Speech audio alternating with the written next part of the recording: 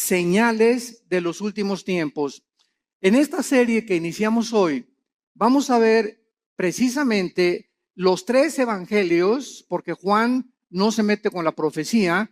Vamos a ver Mateo 24, Lucas 21 y Marcos 13, que son los 3 evangelios donde en estos 3 pasajes el Señor Jesucristo es interceptado por sus discípulos después de estar viendo y maravillándose del templo que había levantado Herodes, y estaban con las piedras increíbles que valían con la moneda actual miles de dólares. Ante este escenario, los discípulos le hacen a Cristo 4 preguntas que vamos a ver que se encuentran en los 3 evangelios. Y Cristo comienza a desarrollar las respuestas de estas preguntas a través de los 3 evangelios. Ahora bien, ¿por qué en 3 evangelios se encuentran las respuestas de Cristo? Porque haz de cuenta que nosotros vemos un choque.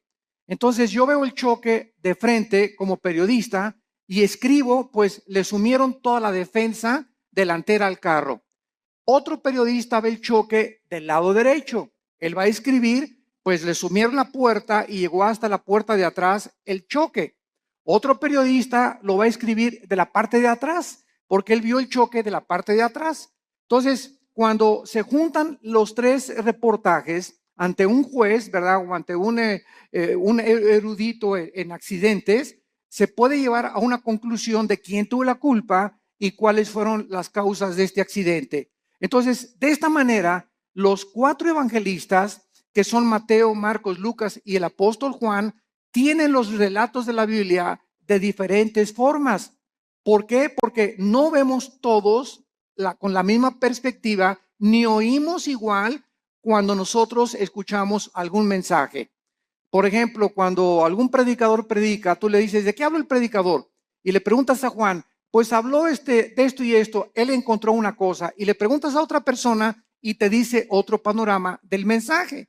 ¿Por qué? Porque todos oímos de diferente forma, aunque es lo mismo, pero de perspectivas diferentes. Entonces, para que podamos entender por qué en 3 evangelios podemos nosotros poner realmente el contexto del mensaje de Cristo de los últimos tiempos.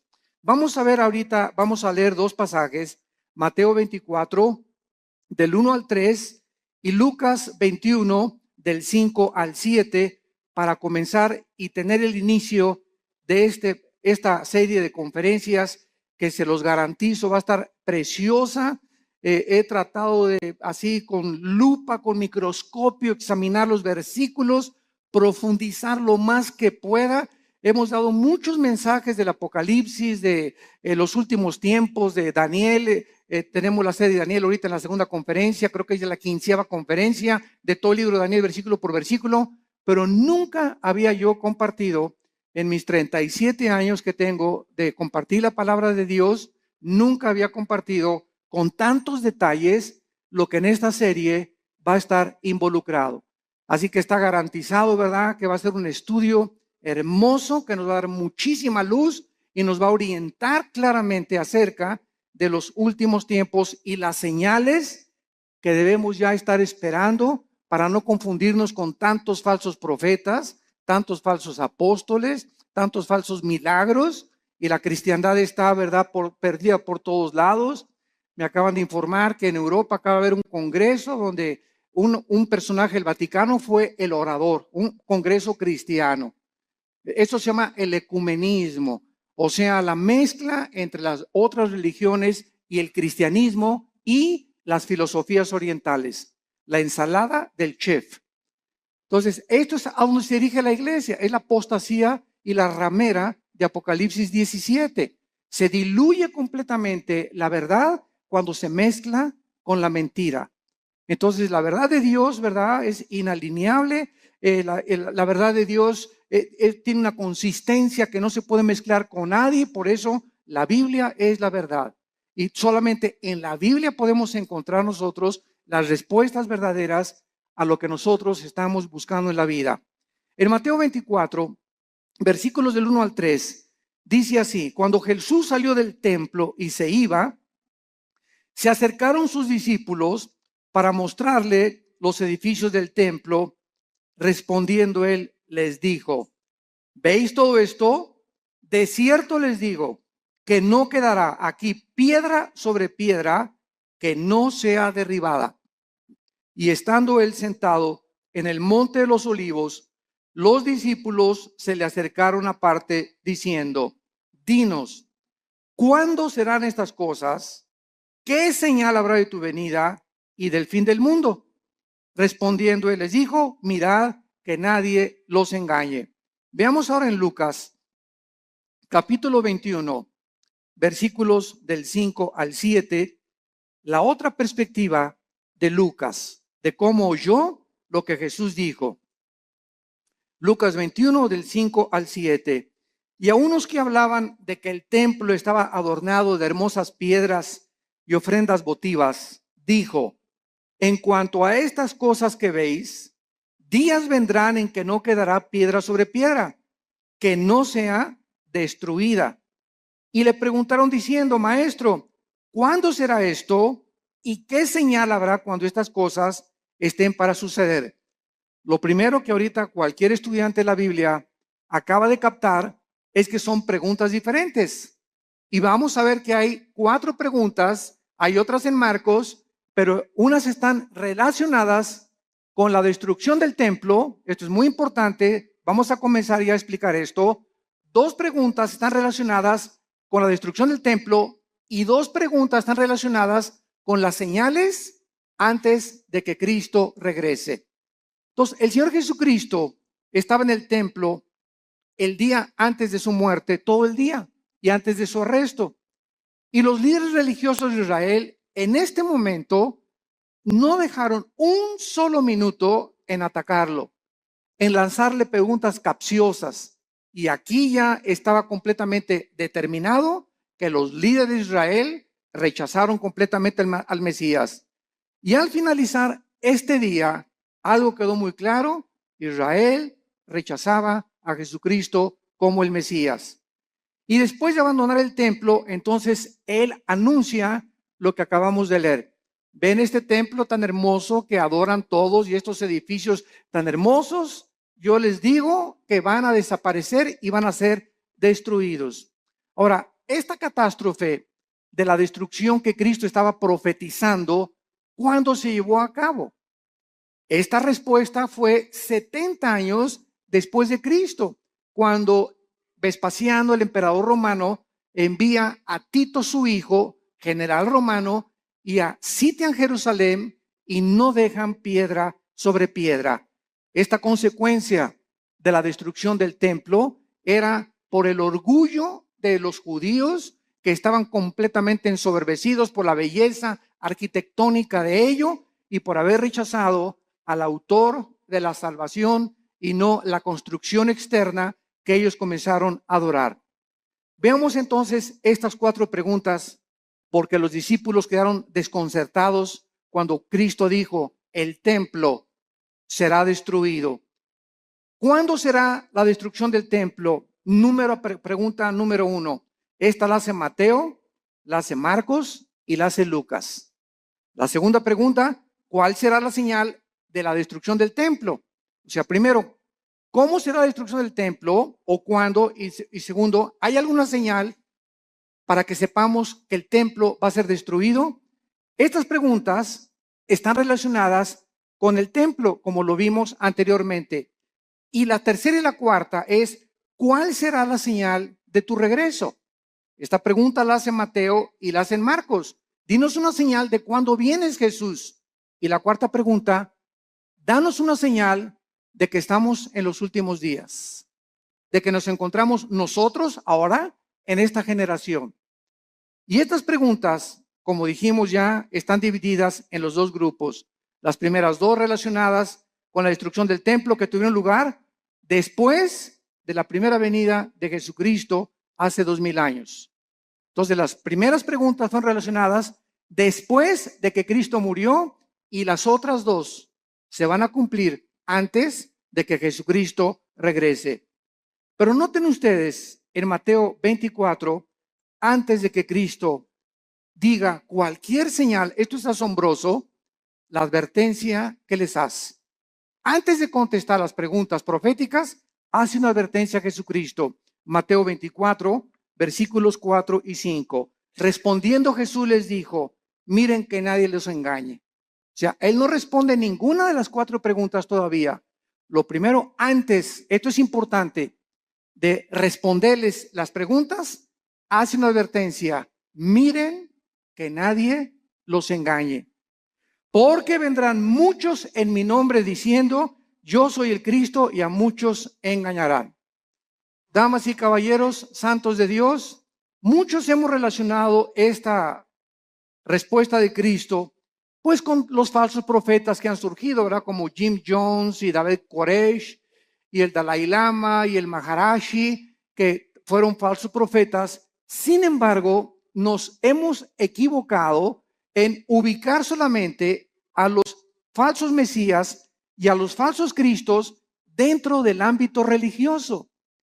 Y cuando nosotros conocemos la traducción de la palabra Cristo y Mesías, descubrimos que la palabra Cristo significa el ungido y el Mesías el señalado o escogido por Dios. Entonces, cuando Cristo dice, van a venir muchos en mi nombre engañando a la gente, vemos nosotros la historia principalmente en el siglo XX. Y hagamos un repaso de cuántos hombres en el siglo XX han tratado a través de la política y de la filosofía. Dejemos a un lado la religión, a través de la política y la filosofía han tratado de traer el paraíso al mundo. Han tratado de volver a restablecer un sistema de gobierno o una ideología en la que esa es realmente la solución para los problemas del mundo. Tenemos a Carlos Marx, que quiso traer el paraíso o el éxito a través de la lucha de clases. De que si la proletariado vencía a la burguesía, entonces la sociedad iba a vivir igualitariamente, equitativamente, y se iba a acabar la pobreza y se iban a solucionar los problemas, porque el problema desde la perspectiva de él era traer el paraíso, traer una nación o un sistema o una ideología, que es la ideología marxista-leninista, para solucionar los problemas del mundo. Y hasta ahorita todavía, a pesar de que la historia nos muestra que ha fracasado, ¿verdad? Se sigue buscando porque el anhelo del hombre es recobrar el Edén. Lo que perdimos en el Edén está vivo dentro del corazón humano. Todos estamos buscando una mejor sociedad, más justicia, paz en el mundo, y tenemos 6,000 años de historia y no hemos visto ningún líder, ningún filósofo, ningún ideólogo, ningún político que haya podido decir, esta es la solución, este es el sistema perfecto, el gobierno perfecto, la filosofía perfecta. Todos han sido intentos de qué cosa? De tratar de un Mesías que es la persona, yo soy el que voy a traer realmente la solución. Y así encontramos después de Marx, ¿verdad? Estamos Marx a Lenin, tenemos a Hitler, lo mismo, ¿verdad? No, vamos a crear una superraza aria y vamos nosotros a conquistar Europa. Y todos tienen esta idea de abarcar territorio, conquistar los conquistadores, Alejandro el Magno, Aníbal, Carlomagno, Napoleón Bonaparte. Es la historia de hombres que han tratado de abarcar territorio y llegar a un punto donde gobiernan al mundo o que ninguno lo ha podido lograr, para que de esta manera, ellos equivocadamente piensan que nos dan a la humanidad el paraíso que estamos buscando. Y así tenemos, ¿verdad? A Hitler, a Adolfo Hitler, a Nietzsche, el filósofo del ateísmo que le dijo, cuyas ideas influyeron en el nazismo, en el fascismo y en el comunismo.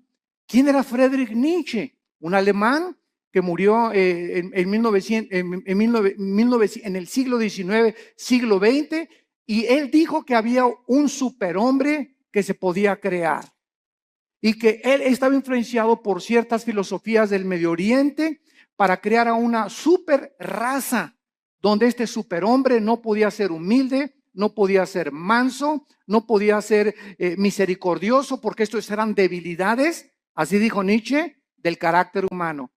El nuevo hombre tenía que ser fuerte, no debería de llorar, debería ser macho camacho. Y estas ideas son las que Hitler adoptó. Y cuando Hitler leyó a Nietzsche, él quiso crear una super raza. Y dijo, nos impiden los judíos, los homosexuales y los negros. Y comenzó Hitler a matar a los homosexuales, a los negros y a los judíos. Solamente fueron más de 6 millones de judíos muertos en los hornos de Auschwitz y de toda Alemania. ¿Por qué? Porque quería Hitler traer, ¿qué cosa? El paraíso. Quería traer el Partido Nacional Socialista o el nazismo como respuesta a poder el mundo ser mejor. Y así tenemos también a Muammar Gaddafi, el ex líder y dictador de Libia, que derribó un avión con 250 pasajeros saliendo de Inglaterra y que tenía un ejército de 20 o 25 guardaespaldas mujeres. Y cuando estaba solo con ellas, las golpeaba, las violaba, las drogaba a todas. Gaddafi se cambiaba 3 veces de ropa al día. En la mañana se vestía de capitán de barco, al mediodía se vestía de árabe y en la noche se vestía de africano. Era un hombre con múltiples personalidades. Era un hombre, ¿verdad? Cruel, sanguinario. Mató a su pueblo, persiguió a su pueblo y murió igual que Hussein, ¿verdad? Como un animal metido en un tubo, lo sacaron y lo violaron. Cuando lo sacaron del tubo y en la ambulancia le dieron un balazo en la cabeza. ¿Qué quería Gaddafi? Convertir a Libia. Ya no sabía él si era árabe o era africano. Y cuando los árabes lo dejaron por lo loco que estaba, dijo que me voy a hacer africano. Y después quería ser occidental. Y así vemos todos estos dictadores. José Stalin, el dictador de Rusia durante la Segunda Guerra Mundial. Después de la Segunda Guerra Mundial manda a matar a más de 15 millones de personas, incluyendo a su familia, a sus hermanas, a sus papás, a sus primos, porque tenía tal paranoia José Stalin que no podía confiar ni de su mamá. Entonces vemos todos estos hombres en su perfil psicológico trayendo el paraíso al mundo, colocándose como Mesías y síganme a mí y yo soy el papucho de los papuchos. Y así tenemos, ¿verdad? Al Maharishi, también los filósofos orientales, el Maharishi que cuando los Beatles, el famoso grupo inglés, en los 60, a principios de los 70, viajaron a la India. John Lennon viajó a la India y allá conocieron al Maharishi y las filosofías orientales. Y cuando John Lennon regresó de la India, trajo la marihuana a Inglaterra. Y entonces comenzó a publicar así como si fuera un chiste. Fumamos marihuana. Y en la época de los 60 y los 70, el 80% se calcula de los jóvenes en el mundo, en Europa y en América, le entraron a la Verde y a la Golden de Acapulco, a la marihuana. Era un mundo, ¿verdad?, donde la marihuana era lo más normal en esa época de los 60 o de los 70. Entonces, ¿por qué? Porque el Maharishi dijo, al llegar a Los Ángeles, Dios está llegando a Los Ángeles. Y él fue el que le dijo a John Lennon, porque John Lennon, una semana antes de que lo asesinaran en su edificio en Nueva York, John Lennon dijo a los periodistas, una semana antes, yo soy más famoso y más grande Mesías que Jesucristo. Y a la semana lo asesina un loco, ¿verdad?, que venía de Hawái, que dijo que oyó unas voces que no entendía por qué, él nunca había matado a nadie, que le decían las voces, mata a John Lennon. Y fue y lo mató. Vemos nosotros la obra de Satanás, ¿verdad? Y cómo Dios se hizo un lado ante un hombre que lo estaba retando y estaba diciendo que era mayor que su hijo Jesucristo. Y así tenemos a Jim Jones, que se llevó a 900 personas a la Guyana, 1978, junto a Venezuela en la Guyana. 995 personas les da a beber veneno con Kool-Aid, porque les decía que iba a venir la Tercera Guerra Mundial y que era mucho mejor morirse que poder que seguir viviendo, y todos se bebieron el veneno. Llegaron y encontraron a todos boca abajo, ¿verdad? 995 personas que este hombre las engañó y les dijo que él era Dios, que él era un Mesías.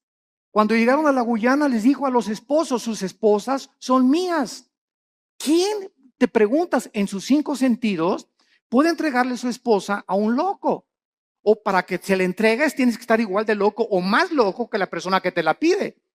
Entonces vemos que esto es posible en la naturaleza humana, que se llega a un grado donde se pierde completamente la coherencia, la racionalidad, la inteligencia, la lógica, y así encontramos cantidad de líderes que tienen un harén de 4 o 5 muchachas, y las muchachas están convencidas que él es el Mesías, como Charles Manson, el que mató a Sharon Tate, la esposa de Roman Polanski, en Los Ángeles, California, que comenzó Charles Manson a tener un ejército de muchachitas, se dormía con todas, y un día se levantó y dijo, tenemos que matar a una persona. Fueron a la casa de esta famosísima artista china Sharon Tate, la acuchillaron, estaba ahí embarazada, y pusieron puercos con sangre en las paredes.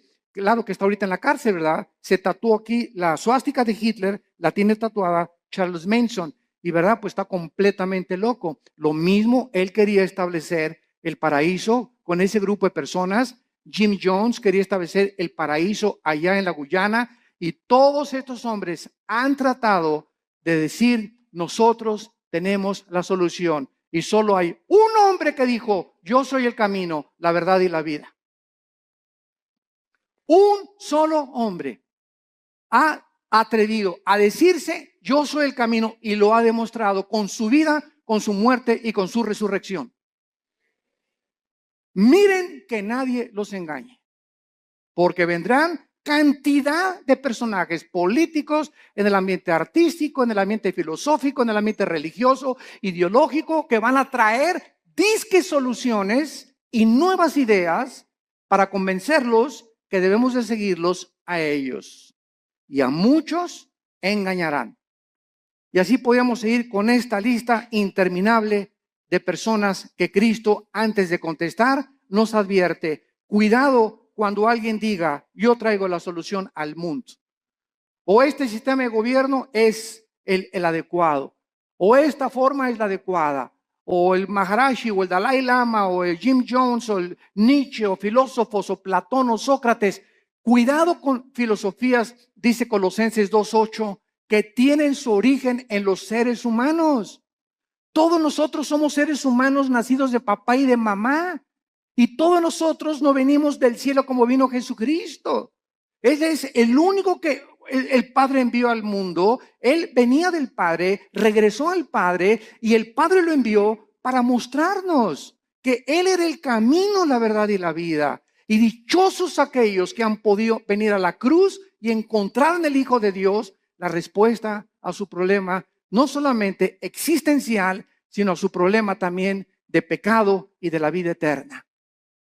Yo recuerdo que todos estos personajes que les acabo de mencionar, los estudié antes de ser cristiano. Yo era un apasionado de la lectura. Me acuerdo de los 10, 11 años de edad.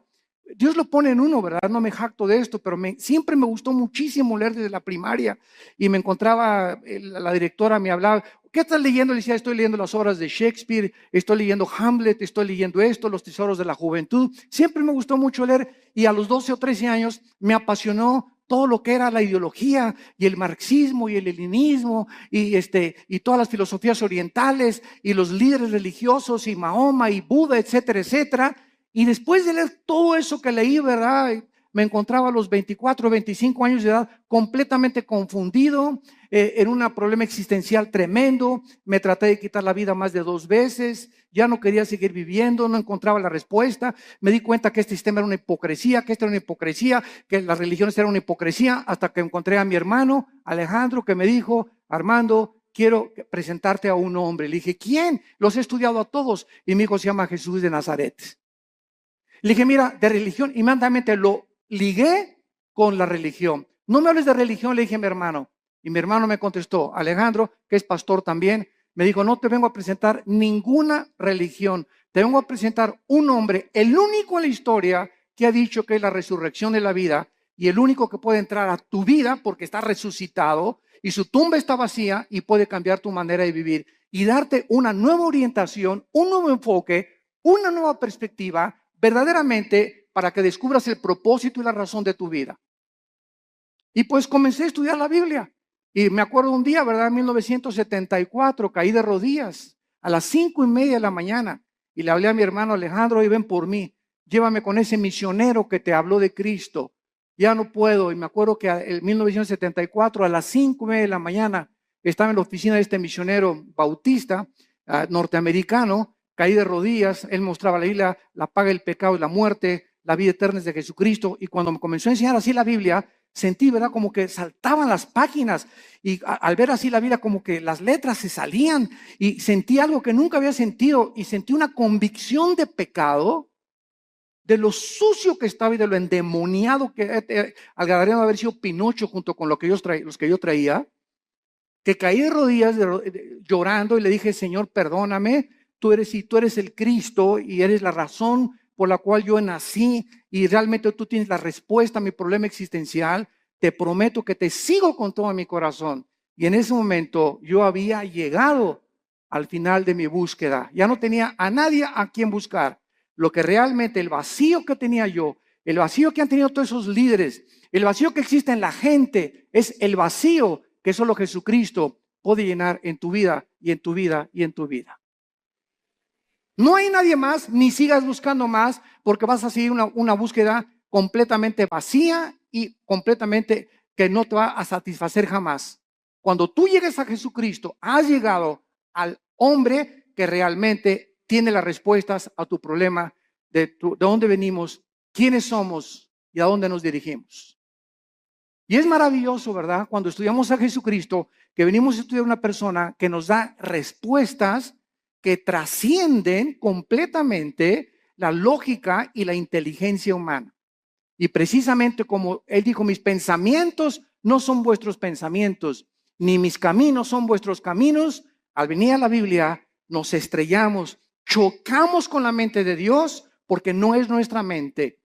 Y por eso el hombre natural, como dice 1 Corintios 2, no entiende las cosas de la Biblia.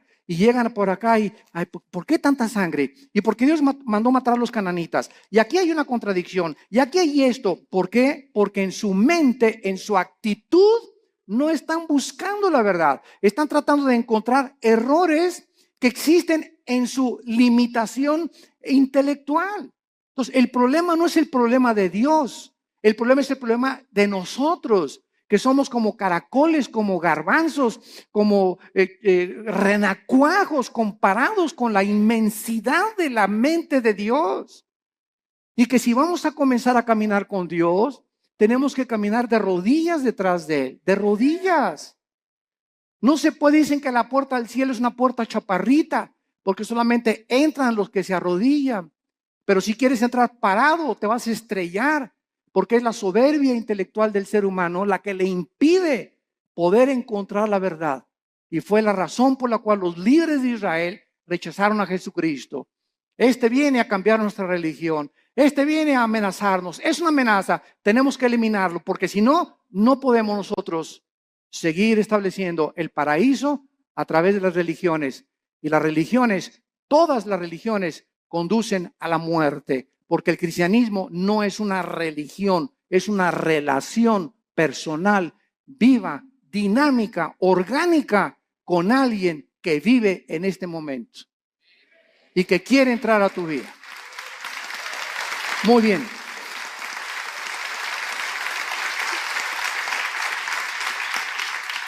Iniciemos ahora las respuestas a las preguntas 1 y 2. Que recordamos están relacionadas con la destrucción del templo. El Señor Jesús no contestó estas primeras dos preguntas en Mateo 24, pero lo hizo claramente en Lucas 21 y en Marcos 13, en cuanto a cuándo sería la destrucción del templo. Y estos pasajes que vamos a leer ahorita son claramente distinguidos de los últimos días, o sea, en respuesta a cuándo se iba a destruir el templo, vuelvo a repetir, sucedió antes de que Él regresara y después de su muerte. Las otras dos preguntas tienen su respuesta hasta antes de que Él venga en su segunda venida. Las señales del fin del siglo y las señales del regreso del Hijo de Dios. Vamos a Lucas 21 y veamos otra vez la pregunta de los discípulos. Versículo del 12 al 19. Y vean ustedes la respuesta que da Jesús en Lucas. No la dio en Mateo, la dio en Lucas esta pregunta. Esta respuesta a esta pregunta. Lucas 21 del 12 al 19. Pero antes de todas estas cosas, os echarán mano y os perseguirán y os entregarán a las sinagogas y a las cárceles, y seréis llevados ante reyes y ante gobernadores por causa de mi nombre. Y esto os será ocasión para dar testimonio.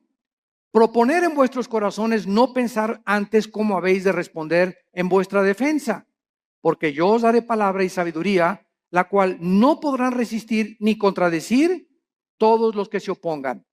Mas seréis entregados aún por vuestros padres y hermanos y parientes y amigos, y matarán a algunos de vosotros, y seréis aborrecidos por todos por causa de mi nombre, pero ni un cabello de vuestra cabeza perecerá. Con vuestra paciencia ganaréis vuestras almas. Muy bien, vemos nosotros que cuando no entendemos qué respuesta está dando Jesucristo, creemos que esto se aplica para nuestra época. Y esta respuesta de Cristo, ¿verdad? Estos versículos describen lo que sucedería antes de la destrucción del templo. O sea, entre la muerte de Cristo y la destrucción del templo pasaron 70 años, porque fue en el año 70 después de Cristo cuando el general Tito, los romanos, arrasaron Jerusalén. Entonces Cristo está describiendo ahorita lo que iba a suceder inmediatamente después de su muerte y antes de la destrucción del templo. Y les advierte claramente, escuchen esto, abran los oídos, esto es a los judíos, porque fue en Jerusalén y en Samaria donde el evangelio comenzó a propagarse, les advierte de la gran persecución que vendría contra ellos. Nota en el versículo 12 de Lucas 21 la palabra sinagogas.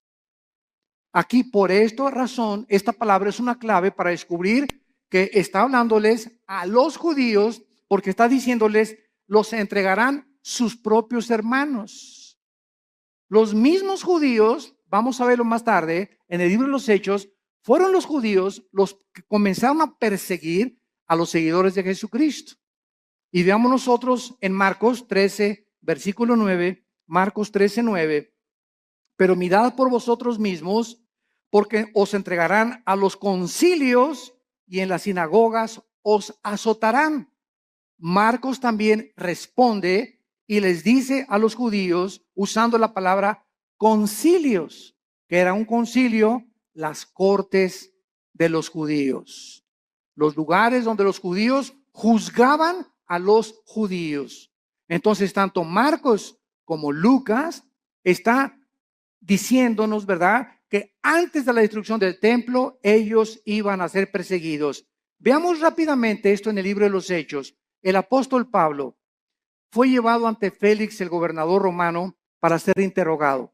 Hechos 23 y Hechos 24. Y después Pablo apeló para ir al César. Hechos 25. Después de la destrucción del templo, los judíos continuaron siendo perseguidos, los judíos, por muchos siglos. Pero miles de judíos se convirtieron a Cristo durante los primeros siglos. Veamos rápidamente algunos ejemplos. Hechos 2:41. Así que los que recibieron su palabra, está hablando de los judíos, fueron bautizados y se añadieron aquel día como 3,000 judíos convertidos inmediatamente después de la resurrección. Capítulo 4, versículo 4 del libro de los Hechos. Pero muchos de los que habían oído la palabra creyeron, y el número de los varones era como 5,000. De 3,000 se agregaron 2,000 más conversiones de los judíos. Capítulo 6, versículo 7. Y crecía la palabra del Señor, y el número de los discípulos se multiplicaba grandemente en Jerusalén, y los sacerdotes, muchos también de ellos, obedecían a la fe. Capítulo 21, versículo 21 del mismo libro de los Hechos.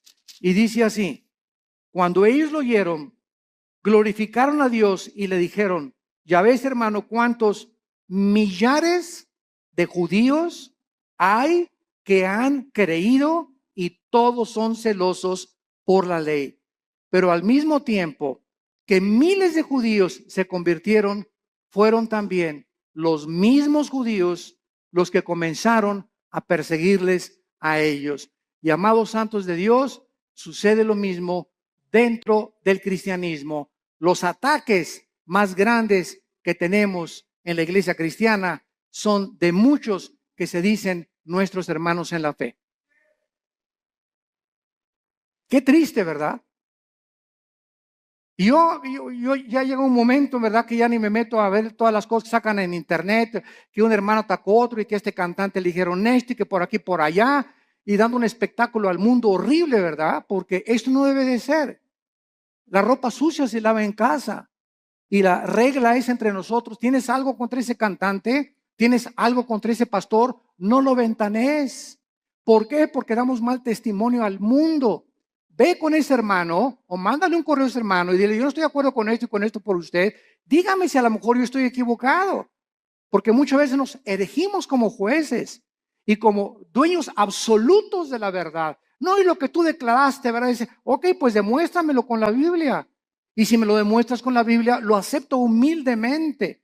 Porque no hay un solo hombre más que Jesucristo. No ha existido nadie que sea perfecto, ni que tenga todo el horizonte de la verdad en posesión de él. Jeremías conocía algo de la verdad, Isaías otra cosa, Habacuc otra cosa, Zacarías otra cosa, Malaquías otra cosa, Lucas vio las cosas diferentes, pero todos teníamos o tenemos, ¿verdad?, la misma consistencia de la verdad y las mismas verdades esenciales, pero vistas de otras maneras.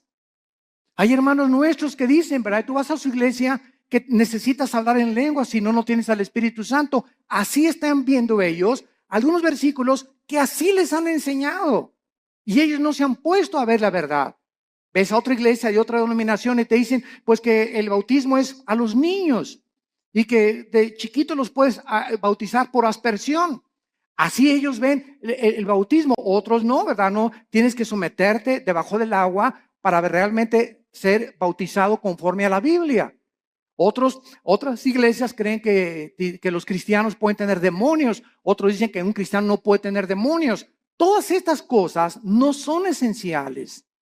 No, o sea, el día que estemos en el cielo, me voy a encontrar un hermano que me dijo que yo que tenía que hablar en lenguas y va a estar conmigo en el cielo. Me voy a encontrar a los hermanos que creían que tenía demonios y a los que no creían que tenía demonios.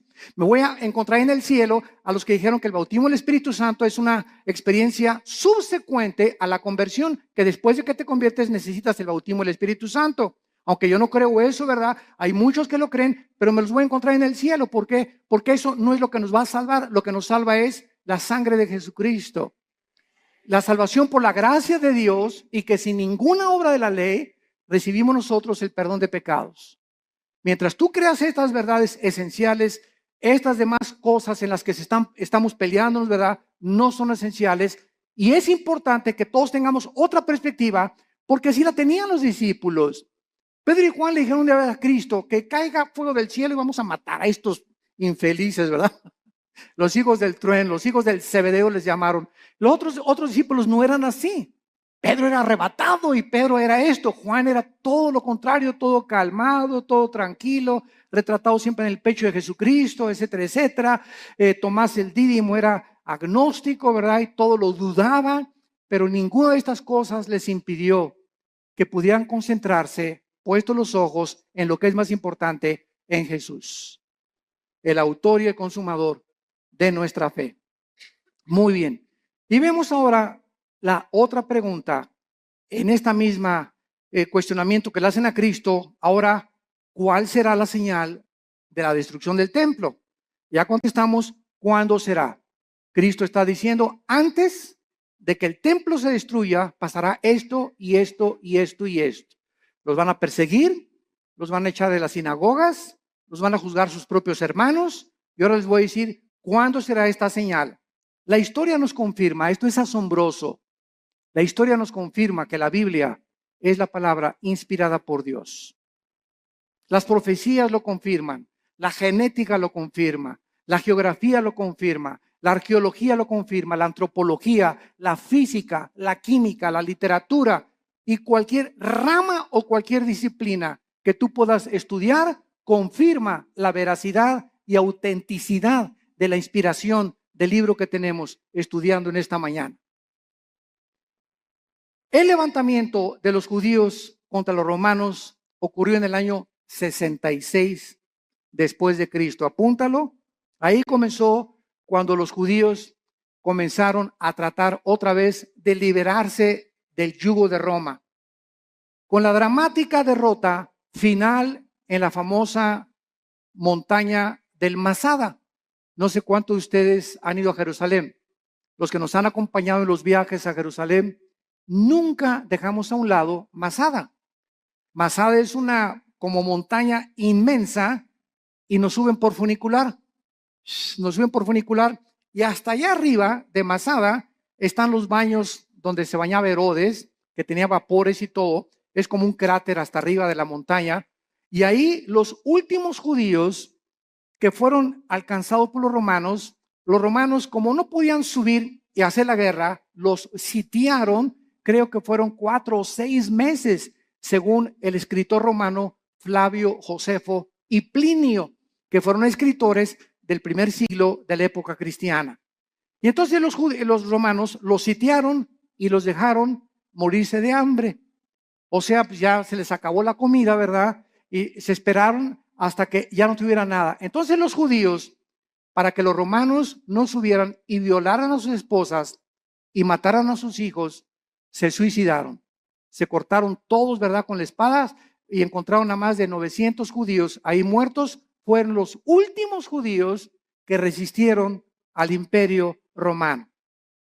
El emperador Nerón se suicida en el año 68 después de Cristo, y Vespasiano, que era su principal general, ocupa el imperio de Roma. Vespasiano manda a Tito a que rodee Jerusalén y que acaben completamente con todos. Y no hubo ningún cristiano, escuchen esto, ningún cristiano mesiánico. O sea, de aquel tiempo, como ya vimos, había casi más de 5,000 convertidos. Ninguno de estos fue muerto en el sitio contra Jerusalén porque creyeron en las palabras de Jesucristo. Les salvaron de la masacre haber obedecido a Jesucristo. Ahora veamos también nosotros, ¿verdad?, que el término en Lucas 21:24, vayamos a Lucas 21:24, hay una profecía que hasta este momento se está cumpliendo. Y el escritor romano Flavio Josefo, como citamos anteriormente, escribió que casi 100,000 judíos fueron tomados como esclavos y vendidos en varios lugares dentro del imperio romano. Son los que cuando sitió Jerusalén Tito sobrevivieron y fueron casi 100,000 judíos. Y entonces vino lo que se llama la diáspora, ¿verdad? Los mandaron a todas partes del mundo en los 5 continentes. Y vean la profecía de Cristo, Lucas 21:24, y caerán a filo de espada. ¿Cuándo se cumplió? En el año 70 después de Cristo. Y serán llevados cautivos a todas las naciones. Se cumplió después del año 70 hasta 1948 que se independizó Israel. Y andas ahí buscando a Nostradamus. ¿Qué dice Nostradamus? Jesús, María y José y el burrito que los acompaña. Cada cosa que Jesucristo profetizó, la historia lo confirma. Y escuchen esto, y Jerusalén, esto es asombroso, será hollada, o sea, pisoteada por los gentiles hasta que los tiempos de los gentiles se cumplan. El tiempo de los gentiles, esto es muy importante para los estudiantes de la Biblia. El tiempo de los gentiles designa un periodo en el cual los imperios no judíos, los imperios mundiales, tendrían el poder o el control de la nación de Israel, y comenzó el tiempo de los gentiles en el año 586 antes de Cristo, cuando el rey Nabucodonosor invade Jerusalén y se lleva al exilio a miles de judíos. Desde el año 586 hasta 1948, para ser exactos, el 14 de mayo, la nación de Israel, después de casi 2,000 años de haber sido dispersada por todos los continentes, para que se cumplieran las palabras de Jesucristo ante los ojos expectantes del mundo. Se reúne Israel y el 14 de mayo se declara la libre nación soberana independiente de Israel. Ninguna otra nación en el estudio de la sociología, en el estudio de la historia, en el estudio de la antropología del ser humano, en ninguna otra nación, ni tribu, ni lengua en la historia del mundo sucedió lo que sucedió con la nación de Israel.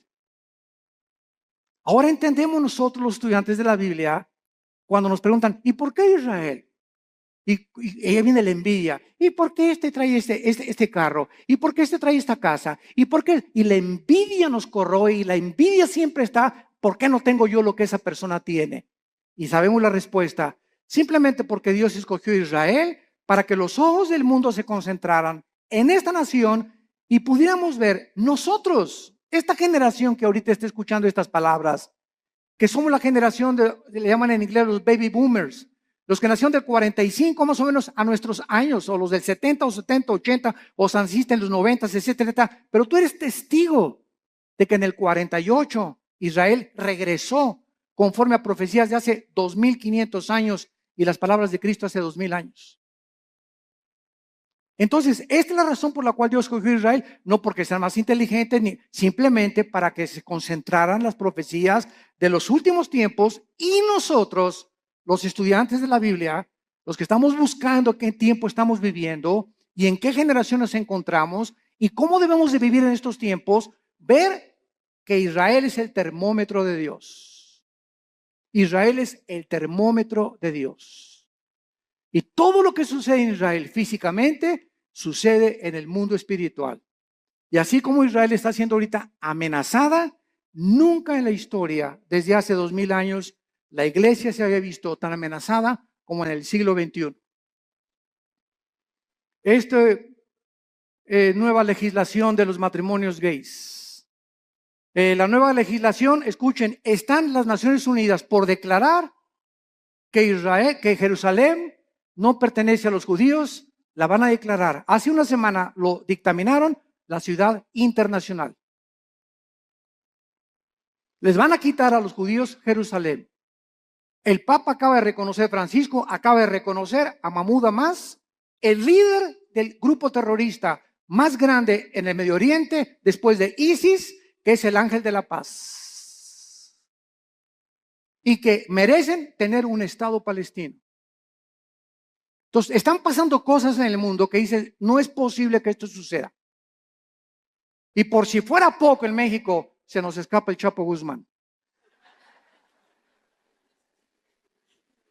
Y todavía para rematarle, ¿verdad? Corren al pobre del Piojo Pérez. Herrera, digo.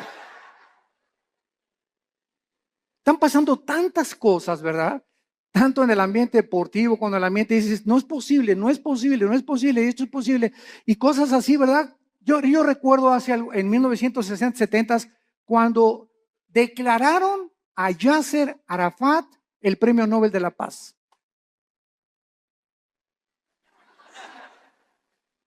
¿Cómo es posible que al más grande líder terrorista, que en 1972 mató a más de 15 atletas judíos en Berlín, en las Olimpiadas en Múnich, en Berlín, en Alemania, ¿cómo es posible que lo hayan declarado el Premio Nobel de la Paz? ¿Cómo es posible que ayer perdió el América? Es otra cosa, ¿verdad? Después nos peleamos por eso. Bueno, vemos entonces claramente que Jesucristo está hablando claramente y ahora va a contestar las preguntas 3 y 4. Vamos a Mateo otra vez y vemos nosotros en Mateo que en respuesta a estas preguntas, Cristo comienza a describir varias señales que aparecerán antes de que Él regrese. Como guerras a gran escala, pestes, hambres, terremotos, martirio de creyentes, falsos profetas, odio y poco amor entre los cristianos. Mateo 24, versículos del 4 en adelante. Respondió Cristo, mirad que nadie los engañe. Ya vimos esta advertencia detenidamente, porque vendrán muchos en mi nombre diciendo yo soy el Cristo, oirán de guerras y rumores de guerras. Aquí nos detenemos rápido Todo esto lo vamos a examinar con muchísimo detalle. Y vamos a ver cuántas guerras ha habido. Porque muchas guerras siempre ha habido. Muy bien, estoy de acuerdo contigo. Pero nunca hasta el siglo XX se formó la Primera Guerra Mundial. 1914-1917. No fue hasta el siglo XX. Y años después, en 1939 al 45, la Segunda Guerra involucra a las naciones del mundo. Y de la Segunda Guerra Mundial a nuestros días, que se formó la famosa Naciones Unidas para tratar de impedir bombas atómicas como las que soltaron en Hiroshima y en Nagasaki en 1945, ha habido más de 350 revoluciones y golpes de Estado. Y ahorita el mundo se encuentra al borde de una guerra nuclear. Con nuestra tecnología y nuestros estudios científicos y el ateísmo y toda la soberbia del hombre, nos encontramos al borde de nuestra propia autodestrucción. Y si no lee el periódico de ahorita, el Reforma, el de mañana, que ya comenzó la Guerra Fría, Rusia está mandando aviones bombarderos rodear Canadá y Estados Unidos. Estados Unidos mandó hace 2 semanas 235 tanques a Ucrania y a Crimea. Están mandando ahorita F-16 y F-22 también a Europa, porque creen que realmente Putin va a tratar de apoderarse de Estonia, de Eslovenia, de Lituania, para poder conquistar todo el sur de Europa y comenzar a expandir su poderío. Y como Putin apoya a Irán, y detrás de ellos está la China, y son los 3 principales miembros del Consejo de Seguridad de las Naciones Unidas, el mundo se encuentra ahorita bajo estas 3 naciones. Estados Unidos es un cero a la izquierda ya completamente. Europa no puede intervenir porque el gas de Rusia, que provee el 65% a Europa, dependen del gas, dependen del petróleo del Medio Oriente. Y en el Medio Oriente, Irán, Rusia y China se encuentra ahorita la amenaza contra el mundo occidental, Europa y las Américas. Hay un vacío de liderazgo en el mundo. Una vez que Estados Unidos ha caído, ya no va a haber ninguna nación que defienda a otra. Queda la OTAN, la Organización de Países del Atlántico del Norte, para defender a algunas naciones. Las que no están en la OTAN no tienen con qué defenderse. Y está el mundo ahorita hirviendo ante la naturaleza humana, contestando la pregunta en Santiago 4, 1 y 2. ¿De dónde vienen las guerras? Dice Santiago 4, versículo 1 y 2, de las pasiones dentro de nosotros que combaten. ¿De dónde viene tu envidia por tu vecino? ¿De dónde viene tu envidia por los ricos? ¿De dónde viene la envidia o el desprecio de los ricos hacia los pobres? ¿De dónde viene el racismo? ¿De dónde vienen todas esas pasiones dentro de nosotros que son la soberbia, la ambición? Todas esas cosas que son negativas al alma y que te enferman en la mente porque estás viendo distorsionadamente la perspectiva humana. ¿De dónde viene? La Biblia nos da la respuesta: del pecado. De esa fuerza maléfica que está dentro de nosotros y que tiene que ser dominada únicamente por el Espíritu Santo.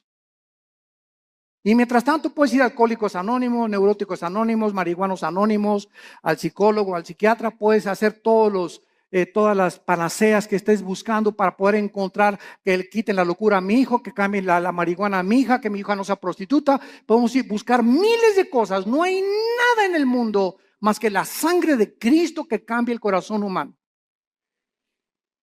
Todo lo demás son panaceas y esfuerzos inútiles de poder transformar al ser humano en un ser altruista, amable, considerado, perdonador, sin envidia, sin ambiciones, sin avaricia. Solo Cristo puede hacer este milagro en el corazón de los seres humanos. Dejamos hasta acá nuestro estudio y te damos las gracias, Señor, por tu palabra. Te damos las gracias, Señor, por haber delineado con... Muy buenas a todos, ¿qué tal? ¿Cómo estáis? Quiero que ahora mismo puedas poner en el chat de dónde estás viendo este directo, este vídeo, de dónde nos estás viendo aquí en este directo. Y también quiero que veamos la segunda parte, porque esta parte me ha parecido muy interesante. Es la parte número 1 del estudio de las señales de los últimos tiempos, y vamos a ver la parte número 2. Creo que ha sido muy interesante, y aquí está la parte número 2 de este estudio. Y dejadme en los comentarios de dónde nos estáis viendo, si tenéis alguna pregunta, alguna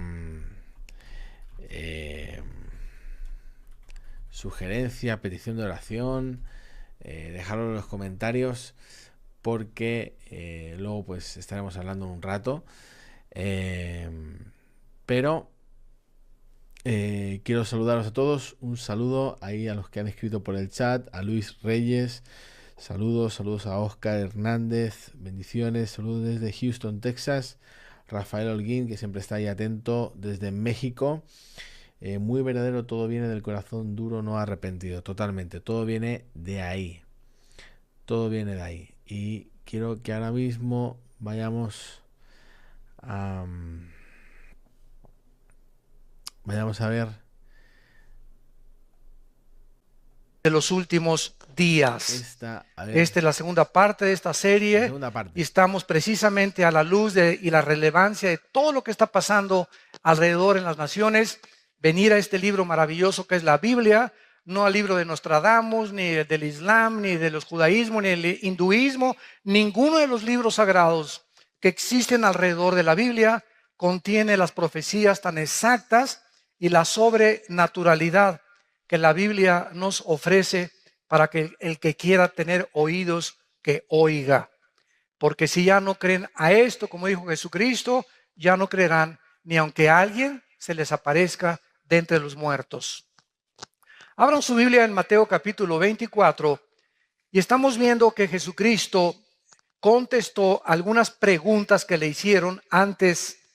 Ya esta es la víspera ya de su muerte, que los discípulos estaban concentrados en estas preguntas. Y en Mateo 24, cuando Jesús salió del templo y se iba, se acercaron sus discípulos para mostrarle los edificios del templo. Respondiendo él, les dijo: ¿veis todo esto? De cierto os digo que no quedará aquí piedra sobre piedra que no sea derribada. En otras palabras, esta profecía se cumplió 70 años después de que lo crucificaron, cuando el general Tito, con una legión romana, llegó a Jerusalén, enviado por Vespasiano, su papá, el emperador romano, y destruyó completamente la ciudad de Jerusalén. Y desde el año 70 hasta el 14 de mayo de 1948, Israel vivió dispersado en la diáspora por todas las naciones. Los corrieron de España en 1589, cuando la expulsión tremenda. Los corrieron de Francia, los corrieron de Europa. Por todos lados, casi 2000 años los judíos vivieron dispersos. Y hasta 1948, que regresaron a su tierra, el reloj profético de Dios se comenzó otra vez a echar a andar, porque las profecías finales de la Biblia no podían comenzar a hacer una realidad hasta que Israel regresara físicamente a su tierra. Entonces Cristo les profetiza que ese templo, ¿verdad?, tan maravilloso que admiraban, con alfombras persas y candiles franceses y quién sabe Herodes cuántas bellezas arquitectónicas puso al templo, no quedó piedra sobre piedra. Y estando él sentado, versículo 3, en el monte de los Olivos, los discípulos se le acercaron aparte diciendo: observemos las preguntas que le hicieron. Dinos, número 1, ¿cuándo serán estas cosas? 2, ¿qué señal habrá de cuando tú regreses, de tu venida? Y 3, ¿qué señal hay de que el fin del mundo o el fin de la historia ya se acerca? Vemos que en respuesta a estas preguntas, Cristo comenzó a describirles algunas señales que a continuación vamos a mencionar, como guerras en gran escala, pestes, terremotos, martirio de creyentes, falsos profetas, odio y el amor entre los cristianos, poco a poco se iba a desvanecer. Además, el evangelio sería predicado en todas las naciones y entonces vendría el fin. En el versículo 8, Cristo les dice que esto sería el principio de los dolores. O sea, no existe ninguna duda de que nos encontramos en el 2015, en el siglo XXI, en el principio de los dolores. Nunca en la historia, como en el siglo XX, se juntaron las naciones para combatir unas contra otras en la Primera Guerra Mundial y en la Segunda Guerra Mundial. 1914, 1917, 1939, 1945. Después de las dos guerras mundiales en el siglo XX, siempre ha habido guerras en la historia, pero nunca como Jesucristo lo profetizó, nación contra nación, o sea, unos contra todos. Y además vemos nosotros que hubo más de 270 revoluciones después de la Segunda Guerra Mundial. Y la Liga de las Naciones, que se conformó después como la Organización de las Naciones Unidas, se unieron para tratar de evitar una tercera guerra mundial. Y ahorita, en septiembre del 2015, el mundo se encuentra al borde de una tercera guerra mundial. Y como foco y el centro del conflicto es el Medio Oriente, tal como la Biblia lo profetizó. Que la tercera guerra mundial se llevaría a cabo y tendría su origen en la región geográfica donde ahorita es una olla hirviendo: Siria, Irak, Irán. Hace 3 días los rusos están comenzando a enviar helicópteros y jets a Siria, porque el gobierno de Rusia tiene que apoyar el gobierno del presidente sirio Assad. Porque Rusia tiene que defender a que no derriben a Assad. Y la razón por la cual hay esta guerra civil ahorita en Siria es la razón por la cual, escuchen, más de 4 millones de refugiados están por todas las naciones de Europa huyendo. Con lo que traen en la mano nada más, con sus niños, con 2 o 3 naranjas, ni colchón, ni cama, ni cojín, nada absolutamente, ni una cuenta del banco, ni $3, con lo que pueden. Millones ya. Austria y Hungría tuvieron ya que cerrar las fronteras. Ya no les caben los refugiados. Inglaterra va a recibir 25,000, Alemania va a recibir 20,000, Estados Unidos va a recibir 10,000. Los únicos que no quieren recibir refugiados son los países árabes, que son sus hermanos. A Arabia Saudita le cerró la puerta a 0 refugiados. Qué increíble, ¿verdad? Que esto esté sucediendo en el pleno siglo XXI. ¿Y saben ustedes lo que significa esto?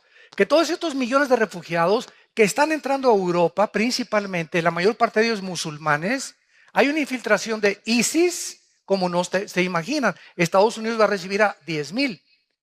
México, ¿verdad? Ya tenemos suficientes los que entran por Guatemala. Y los que llegan de Centroamérica que quieren llegar hasta Estados Unidos. Pero lo que significa esto es lo que la Biblia dice.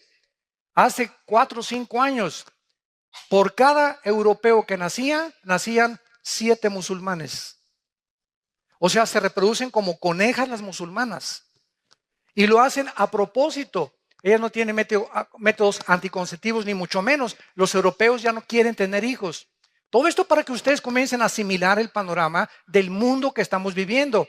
No es el mundo de Chapultepec nada más. Hay que cobrar conciencia de qué es lo que está pasando en el mundo para que la Biblia pueda cobrar relevancia y podamos entender que Dios quiere que nosotros no seamos sorprendidos como ladrón en la noche. Pero muchos no saben, ¿verdad? No salen de sus telenovelas. Entonces, ¿qué es lo que significa esto? Que Europa en 10 años será un continente musulmán. En Inglaterra hay más iglesias musulmanas, mezquitas, que iglesias cristianas y católicas. Nada más en Inglaterra. Compraron todas las iglesias cristianas y evangélicas, la mayor parte que existen en Inglaterra y en el Reino Unido. Ahora, ¿qué pasa si Europa se convierte en todo musulmán? Es interesante que la Biblia nos muestra que el anticristo va a surgir de la región de Siria e Irak en el capítulo 8 de Daniel. Los que estamos estudiando Daniel lo hemos comenzado ya a descubrir. El anticristo no va a surgir de España, no es el príncipe Felipe, ni Barack Obama, ni es el Papa, etcétera, etcétera. El anticristo va a surgir entre Siria e Irak. Y el anticristo va a ser judío musulmán. ¿Cómo está eso? Había un debate hace 3 o 4 años. A mí que me ha gustado siempre escudriñar la escatología bíblica, o sea, las profecías. Mis hermanos teólogos, escatólogos, la escatología es la rama que estudia en la teología las cosas finales. Escatos, fin, logos, tratado, conocimiento. Entonces, cuando hablas tú de un escatólogo o la escatología, es lo que se estudia de los tiempos finales. Entonces, estábamos estudiando hace 4 o 5 años todavía de que el anticristo, por ejemplo, decían, bueno, dice la Biblia en Daniel 11, 35 y 36 al 38, que el anticristo no hará caso del amor de las mujeres. Número 1, está comprobado que el anticristo tiene que ser un homosexual. Él no va a tener tiempo ni siquiera de las mujeres. Va a ser un homosexual el anticristo. Número 2, dice también en Daniel 11, 35 en adelante, que el anticristo no hará caso de los dioses de sus padres, porque es la palabra Elohim en el original hebreo. Entonces, no, es que el anticristo tiene que ser judío. Y Génesis 49 dice que saldrá de la tribu de Dan, porque es como serpiente que hace caer al caballo. Entonces, hay infinidad de versículos que apuntan a que el anticristo era judío, pero también hay cantidad de versículos, y aquí es donde viene la discrepancia, de que al anticristo se le llama en Isaías 10, en Isaías, otros capítulos, en Ezequiel, se le llama el asirio. El asirio se le llama al anticristo. Entonces, ¿cómo podemos compaginar? Fíjense lo que es de maravilloso la Biblia, ¿verdad? Tenemos una pieza en rompecabezas, pero asirio o judío, no puede ser las dos cosas. Y ahora sabemos, ¿verdad?, que aparece otra cosa que sí puede ser. ¿Por qué? Hace 2700 años, o sea, 700 años antes de Cristo, los asirios se llevaron cautivas a las 10 tribus de Israel a Siria en el año 722 antes de Cristo. Síganme con cuidado. Desde el año 722 antes de Cristo, estamos hablando de hace 2722 años hasta la fecha, esas 10 tribus de Israel se mezclaron con el mundo entero. Y por eso hay ahorita muchos en México que sin saberlo son de ascendencia judía. El apellido Pérez, por ejemplo, es judío. Díaz, González, los EZs tienen mucha relevancia con el Medio Oriente. Y hay italianos judíos, hay nicaragüenses, sin que lo sepan ellos, hondureños. Hay negritos en Etiopía judíos. Entonces, el judaísmo no es solamente las personas que están en Israel, porque las 10 tribus se mezclaron con el mundo entero. Y fue precisamente en Asiria donde está el conflicto ahorita. Entonces, el anticristo tiene que ser forzosamente judío, pero al mismo tiempo musulmán. Porque para que él gobierne Europa, y si en 10 o 15 años Europa es un continente musulmán, nadie va a obedecer al anticristo con otra religión. Además, en Apocalipsis 20, versículo 3 y 4, dice que el anticristo va a decapitar a las personas y la única religión que le corta la cabeza a la gente son los musulmanes, el Islam. Y es precisamente lo que Bagdadi, el jefe de ISIS, ahorita en Irak, está haciendo, decapitando a todas las personas. O sea, ¿qué instrumento usará el anticristo? No va a usar la silla eléctrica, no va a usar el fusilamiento, no va a usar la horca. Para los que se nieguen a sellarse con el 666, el anticristo va a usar la decapitación. Y es interesante que se acaban de comprar más de 1 millón de guillotinas en Europa. Y Estados Unidos adquirió 125,000 guillotinas en los últimos 2 años. La pregunta es, ¿para qué? ¿Para qué? Todo se está completamente conformando, tal como la Biblia lo profetizó. Y Cristo quiere, a través de estas señales que estamos estudiando, y va a ser maravillosa esta serie, que veamos con versículo por versículo, con lupa, con microscopio, examinando la relevancia de los acontecimientos internacionales, buscando en la Biblia si coinciden con las profecías bíblicas, para unir las piezas del rompecabezas, para tener un panorama mucho más claro, para que podamos entender en qué tiempos nos encontramos. Y no son tiempos de temor, son tiempos donde al saber que está más cerca que nunca nuestra redención y que Jesucristo ya no tarda, es más rápido de lo que nos imaginamos, viene por nosotros, hagamos firme nuestra vocación y elección. ¿Verdad? Nos acerquemos más y más al Señor.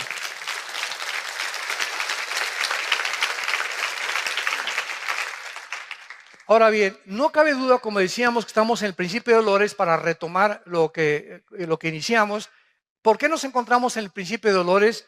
Bueno, dice en el versículo 6, oiréis de guerras y rumores de guerras. Miren que no se turben porque es necesario que todo esto acontezca, pero aún no es el fin, porque se levantará nación contra nación y reino contra reino. O sea, se levantarán políticamente naciones unas contra otras y se levantarán grupos étnicos.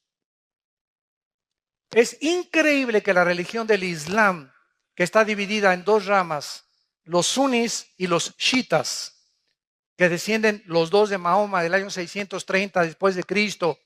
Los sunis creen que ellos son los herederos de Mahoma, directamente a través de la línea física de Mahoma. Los chiitas creen lo contrario, que ellos por herencia o por autoridad se puede designar al descendiente de Mahoma. Entonces, por eso el Islam está dividido en dos ramas. Y ahorita los sunis interpretan el Corán y dicen que el Corán dice que hay que matar a los infieles. Esta es la segunda parte del Corán, la toman literalmente. Y así Mahoma lo escribió antes de morir. Porque la primera parte del Corán, los suras, en lugar de versículos, se llaman suras en el Corán, dice Mahoma que hay que vivir en paz. Entonces tú encuentras musulmanes, ¿verdad?, de la religión del Islam, que pisan love, o sea, no se meten con nadie, ellos cumplen, ¿verdad?, están en contra del radicalismo islam. No todos son tan radicales como los musulmanes que derribaron las torres de Nueva York en el 2001, el 11 de septiembre, etcétera, etcétera. Pero aquí en el Islam encontramos esto precisamente, ¿verdad? Que los infieles son todos los que no sean musulmanes. Y ahorita los sunis, increíble, están matando a sus propios hermanos chiitas. O sea, tú tienes que ser suní porque si no te mueres y te decapito. Y en Irak y en Saudi Arabia hay muchos chiitas. Y todo el norte del Medio Oriente, la mayoría son sunis.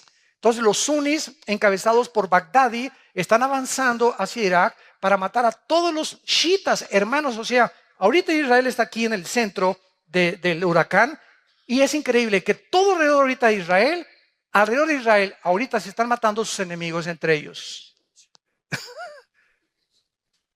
Todos los enemigos de Israel se están matando entre ellos ahorita. O sea, en la misericordia Dios lo ha permitido. Y el punto final al que llegamos, que estamos en principio de los dolores, es lo siguiente. Gracias a la guerra civil de Siria, hay 4 millones de refugiados. Entonces, ahorita el secretario de Estado, John Kerry, acaba de entrevistarse con el jefe de las fuerzas militares de Rusia, diciéndole, oye, por favor, compadre, vamos a tratar de quitar a Assad, el presidente de Siria, porque ya el mundo está invadido de refugiados. ¿Qué vamos a hacer? Europa no tiene ahorita el capital. Ahorita el dólar es la moneda más fuerte del mundo, ahorita en el siglo XXI, en el año 2015. El yen se devaluó, la libra esterlina se devaluó, el euro se devaluó y ahorita los bancos americanos son los más fuertes otra vez económicamente. Más todavía que China, que tiene la mitad de los dólares guardados porque Estados Unidos es su principal socio comercial. Entonces Kerry le dice al jefe militar de Rusia, oye, vamos a quitar a Assad. Y entonces ellos le contestan, ¿verdad? ¿Sabes una cosa? Si quitamos a Assad, vamos a quitar la base naval más grande que Rusia tiene en Siria. Y Siria necesita el contacto con el mar Mediterráneo porque de otra forma no tiene ningún otro acceso. Si tú ves en el mapa, Siria no tiene acceso más que a través de Rusia, para poder tener una flota de portaaviones y de destroyers. Y el mar Egeo que está cerca de Ucrania. Entonces, quitar a Assad es bloquear a Rusia y sus intentos de volver a resurgir el imperio de la Unión de Repúblicas Socialistas Soviéticas. Ahora, a Rusia lo respalda China. Y Rusia y China forman parte en el Consejo de Seguridad de las Naciones Unidas de las naciones más influyentes. Entonces, ahorita el Consejo de la ONU está gobernado por Rusia, China e Irán. Porque Rusia sigue también apoyando a Irán. E Irán apoya y sostiene a Hezbollah, el grupo terrorista que se encuentra en el Líbano.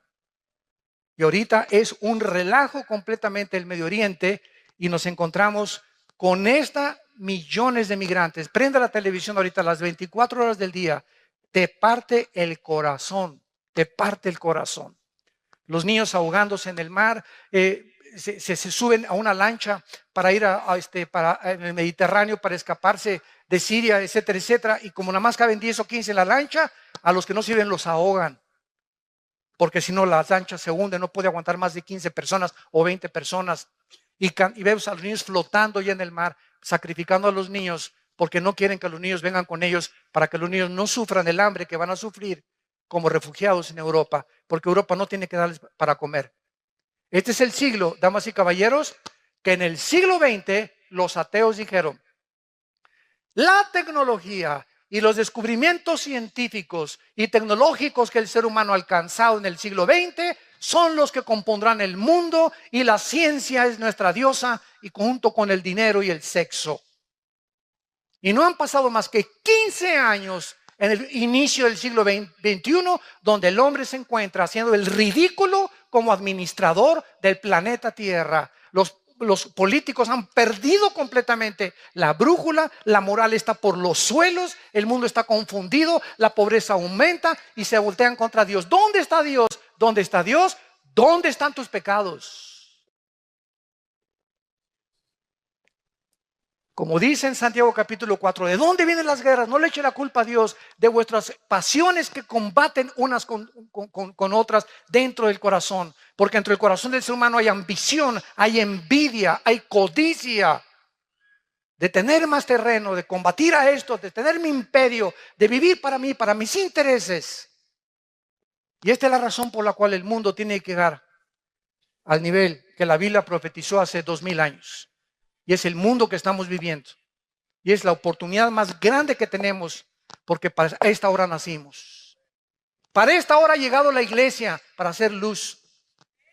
Ahorita tu familia, en tu escuela, en tu bufete, en tu taller mecánico, en tu consultorio médico, en tu trabajo, ahorita toda la gente que tienes a tu alrededor están en tinieblas, viven en tinieblas, en la inmoralidad, en la confusión política, filosófica, religiosa. Y es el momento que levantes la luz,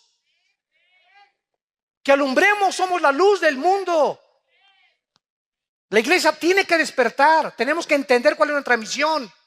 No es venir aquí este domingo nada más bajo 4 paredes y estar aquí calentando en la silla y de lunes a viernes. Ni siquiera te acuerdas de la Biblia ni de Dios. Ni a nadie le hablas de Cristo desde que te convertiste. No has ganado ni una sola alma para el reino de Dios. ¿Y así esperas irte en el arrebatamiento de la iglesia? Muchos me dirán: Señor, Señor. Acuérdate eso en Mateo capítulo 7. Muchos me dirán: Señor, Señor. Hablamos en lenguas. Hasta ruso hablamos. Hicimos señales. Hicimos milagros. Y les dirá el Señor: nunca los conocí, hacedores de maldad. Porque no son por los dones por los cuales nos conocemos por el fruto, no por los dones. Los mormones hablan lenguas, los católicos hablan lenguas. No vengas a pantallar con que hablas en lenguas. Si lo tienes, gracias a Dios, pero no es una evidencia completa, porque pueden ser también lenguas demoníacas. Hay las de Dios originales y el diablo también las puede producir. Los hindúes hablan en lenguas, los santeros en Cuba hablan en lenguas. Entonces no nos confiemos que porque tenemos dones y que esto y que el otro. Se me apareció Juan Gabriel anoche y se me apareció por el amor de Dios. Perdón, Gabriel. Le quitamos el Juan, ¿verdad? Vean ustedes en Juan capítulo 16. Denle vuelta ahí a Mateo. Está Lucas y tenemos a Juan 16. Que el Señor se refiere a las señales de estos tiempos que estamos viviendo: tsunamis, terremotos, caída de la bolsa, caída del petróleo. Nunca el petróleo había caído al nivel en que se encuentra actualmente. Incendios forestales, contaminación de los mares, de los millones de litros de petróleos que el mar ya, ¿verdad? Las focas llegando a las playas muertas, los pelícanos muertos llenos de petróleo. Las ballenas están metiéndose a la playa muertas también. Tiburones ya están atacando toda la costa de Florida del lado del Atlántico, ya viniéndose en las playas, cosa que no había sucedido. Están pasando cosas tremendas, temblores de 8, de 9 grados en la escala de Richter. etcétera, etcétera. Y todo este mundo en que nos encontramos, confusión política. Ahorita si juntamos a los políticos en el mundo, ¿verdad? Es increíble la cantidad de lunáticos que están gobernando muchas naciones, dictadores que están gobernando muchas naciones, tratando de instituir sistemas de gobierno que creen ellos que agarrando al pueblo y metiendo en una cárcel o haciendo una cárcel de la nación y oprimiendo al pueblo. Ese es el gobierno que deben de tener sin interesarles el beneficio de los pueblos. Así está el mundo en que vivimos y nosotros gritamos justicia. Anhelamos la justicia. Y por eso hay tantas manifestaciones de obreros, de enfermeras, de doctores en las calles. Justicia, bloqueamos esto y por el otro, ¿verdad? Porque el mundo está gritando, ¿quién va a poner orden en este mundo? ¿Quién? ¿Hasta cuándo va a durar esto? La Biblia nos da la respuesta. Dice Juan 16, versículo 21. Es Cristo hablando antes de morir y nos pone como ejemplo y analogía de lo que está pasando al parto de una mujer. La mujer cuando da luz, Juan 16, 21, tiene dolor porque ha llegado su hora. Pero después que ha dado a luz un niño, ya no se acuerda de la angustia por el gozo de que haya nacido un hombre en el mundo. También vosotros ahora tenéis tristeza, pero os volveré a ver y se gozará vuestro corazón y nadie os quitará vuestro gozo. Todas las mujeres que en esta mañana nos escuchan comprenden perfectamente las palabras del Señor. El parto, el embarazo de una mujer es aproximadamente 9 meses. Por cierto, les comunico que el viernes nació el hijo de César y Carlita. Gracias a Dios. Los bendecimos desde aquí. Nació de 8 meses, entonces está en la incubadora, ¿verdad? Va a estar, creo que esta semana, pero nació de la raza de los gigantes. Así está, así está. Increíble, se parece a César en tamaño y en todo. Pero grandote el niño, ¿verdad? Nació sano, gracias a Dios, ¿verdad? Así que por eso no está con nosotros. Pero precisamente, ¿verdad? Las mujeres que están embarazadas se dan cuenta que ya en los últimos meses antes o semanas antes de parir, comienzan los dolores. Y después los dolores se van haciendo más cortos y más cortos y más cortos. Se rompe la fuente, hay que llevarla rapidísimo al hospital porque el niño va a nacer. En este caso, ¿verdad? De Carlita, ¿verdad? Nació 8 mesino, no fue 7 mesino, 8 mesino, le faltaba un mes todavía porque iban a nacer en octubre. Entonces le tuvieron que hacer la cirugía o ¿cómo se llama? La cesárea. Gracias a Dios que salió perfecto. El niño está muy bien de salud. Ellos no se imaginan la felicidad que tiene ahorita. Les ha concedido Dios la petición de su corazón. Carlita es una guerreraza de Dios que luchó y luchó. Nunca se dio por vencida. Y ahí está el premio, ¿verdad? De que Dios les ha dado. Ahora bien, así está el mundo. Los dolores van a aumentar en el siglo XX. Guerras y rumores de guerras. Llegamos al siglo XXI, confusión. Y cada vez vemos más y más y más dolores y terremotos y que esto y que el otro. ¿Cuántos estamos rodeados de falsos profetas? Han pululado en el internet, en las redes sociales, que Cristo viene el 12 de septiembre, que viene el 23 de septiembre, que había un terremoto en California el 15 de septiembre, que por las 4 lunas de sangre, por las tétradas, se iba a acabar el mundo ahora el 23 de septiembre, que es cuando termina la fiesta de las trompetas y comienza el mes de Yom Kippur o el de la expiación. Y estamos rodeados así, pero de cantidad de personas que están quedando como falsos profetas. En Costa Rica hay un pastor de mucho renombre que dijo que ya venía Cristo ahora en septiembre y comenzó a preparar a la gente, comenzaron a vender cosas, etcétera, etcétera, y comenzaron a que ya viene y puso una fecha. ¿Y qué es lo que va a pasar, verdad? Que cuando pase el tiempo y no venga Cristo, el mundo va a decir, ya ven, los cristianos son una bola de mentirosos. Ahí inclusive me achacaron que yo había dicho que viene en septiembre, Virgen de la Macarena.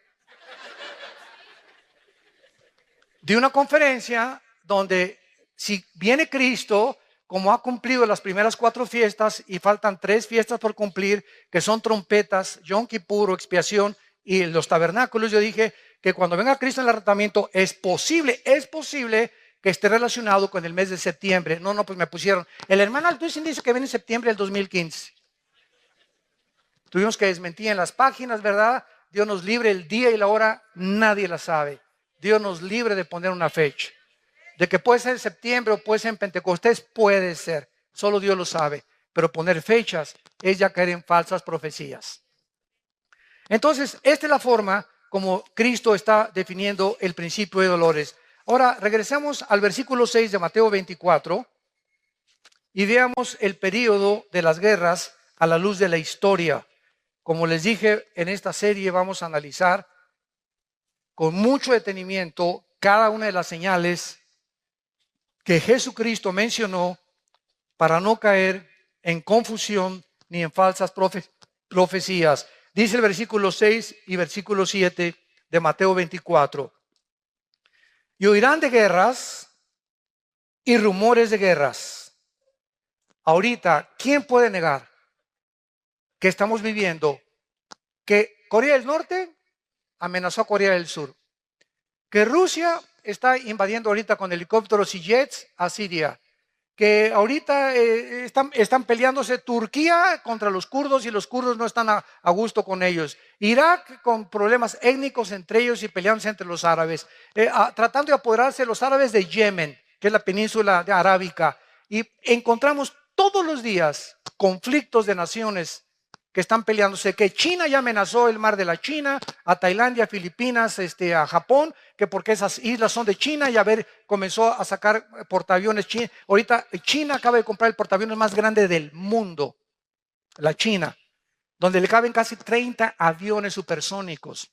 Y con eso quiere controlar todo el mar de la China para que ninguna de las naciones pobres que están ahí como Hong Kong, Tailandia, todas esas, Indonesia, Japón, no puedan ni hacer pío cuando China se apodere de esas islas. Por todos lados vemos esta ambición de ensanchar sus territorios de las naciones a costa de la esclavitud de otras naciones que ellos puedan conquistar.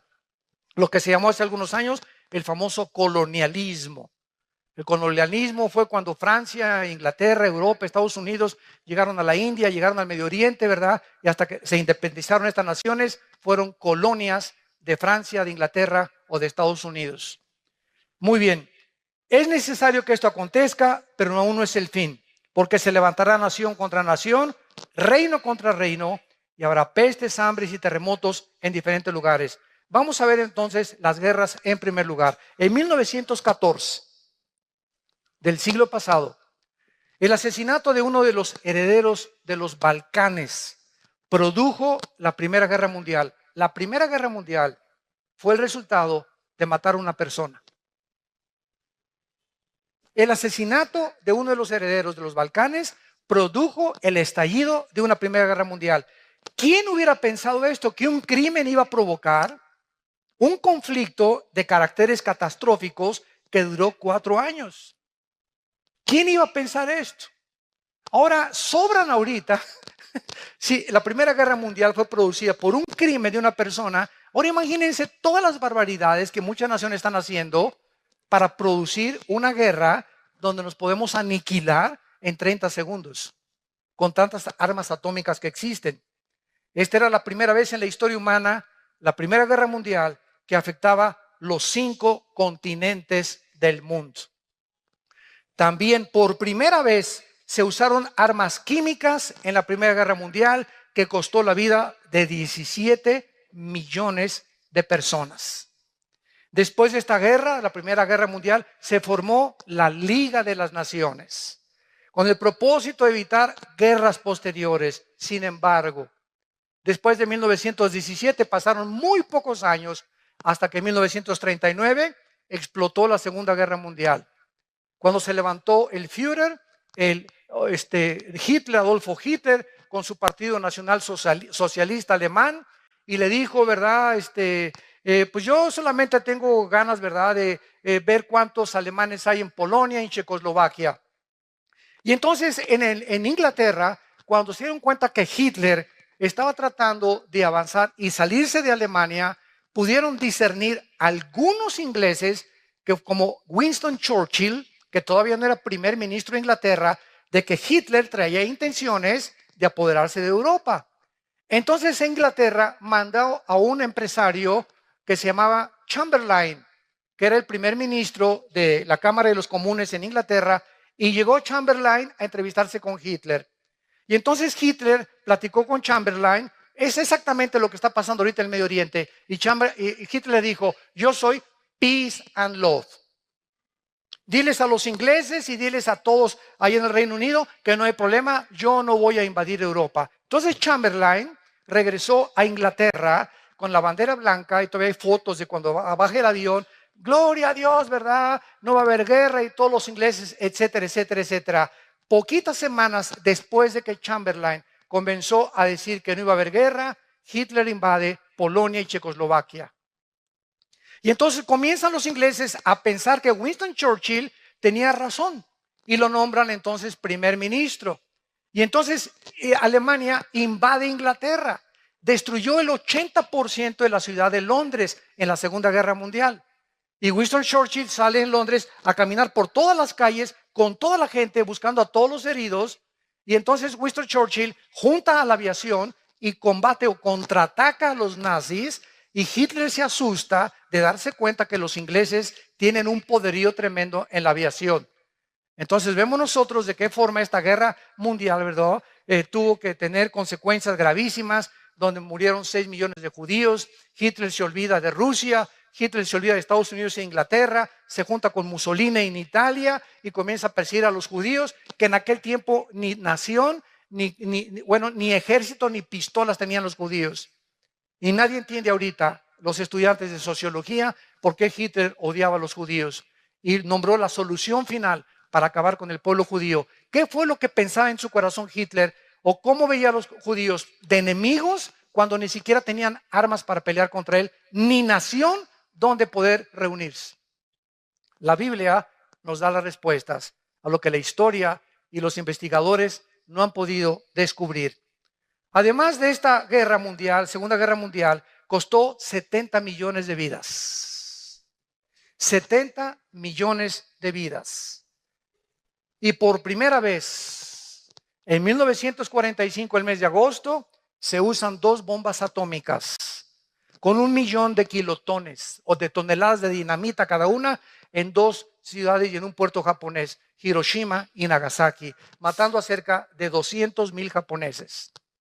Cuando Japón vio que Estados Unidos, por contraatacar Pearl Harbor en Hawái, cuando los japoneses llegaron y acabaron con todas las naves marítimas y toda la fuerza marítima que tenía Estados Unidos, la fuerza naval, entonces Estados Unidos soltó estas 2 bombas y entonces Japón, después de la segunda bomba, firmó la rendición en un barco Missouri con los Estados Unidos y se acabó la Segunda Guerra Mundial. Además, en esta Segunda Guerra Mundial se usaron bombas atómicas matando a 200,000 japoneses. Y después de las guerras, veamos en Lucas 21:9, porque todas estas señales están en 3 evangelios. Marcos 13, Lucas 21 y Mateo 24. Marcos 13, Lucas 21 y Mateo 24 recopilan toda la investigación y toda la intervención y la revelación de Cristo de las señales de los últimos tiempos. Y como cada uno de los evangelistas oyeron cosas diferentes y vieron cosas diferentes, otros completan lo que otro evangelista no pudo escribir. Por ejemplo, en Lucas 21:9 dice así la palabra de Dios, hablando de los tiempos finales, desde luego. Cuando oigáis de guerras y de sediciones, aquí ya se usa una palabra que no se usó en Mateo, ven, tenemos que juntar todas las piezas de la Biblia para poder armar el rompecabezas. Esta palabra sediciones es acatastasia con K, acatastasia, que significa tumultos, protestas masivas. Cuando oigan de guerras y levantamientos en cada sociedad, de que están protestando miles de personas contra el gobierno o contra el gobernador o contra un dictador, etcétera, etcétera, no os alarméis. porque es necesario que estas cosas acontezcan primero, pero no es el fin todavía. Esta palabra sediciones, que significa desórdenes sociales, tumultos, insurrecciones, y Marcos lo traduce con la palabra tarache, que es otra palabra griega que significa alborotos, o sea, disturbios callejeros, huelgas masivas, desórdenes masivos, agitaciones sociales. ¿Saben ustedes en los últimos 3 años cuántos desórdenes, insurrecciones ha habido en Estados Unidos del pueblo de los negritos?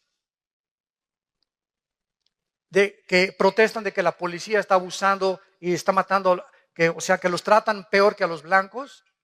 Más de 45 casos existen en menos de 2 años de levantamientos que, como Ferguson, incendiaron casi la ciudad. Cuando mataron a un negrito, ¿verdad? Que dijeron que había sido una forma injusta en la que la policía lo había asesinado. Entonces, todo esto que la televisión, gracias a la televisión, nos damos cuenta de lo que está pasando, es precisamente de lo que Cristo habló. Siempre ha habido revoluciones y desórdenes, pero veamos algunas. Escuchen esto. Desde 1882, que fue el periodo cuando se inició por primera vez el inicio, o cuando se comenzaron a pensar, como Teodoro Herzl, un judío en el siglo XIX, que comenzó ya a pensar en regresar a Israel. Ya se comenzaba a levantar y a disipar la neblina, y comenzábamos a entender más las profecías de los últimos tiempos, como lo que está pasando ahorita. Escuchen lo que les voy a decir. Tenemos la revolución de esta época, del 882 a nuestros días. Nunca en la historia, en más de los 6,000 años que tiene el ser humano, había habido las revoluciones que existen desde el siglo XIX. Y la principal razón es el surgimiento de Carlos Marx.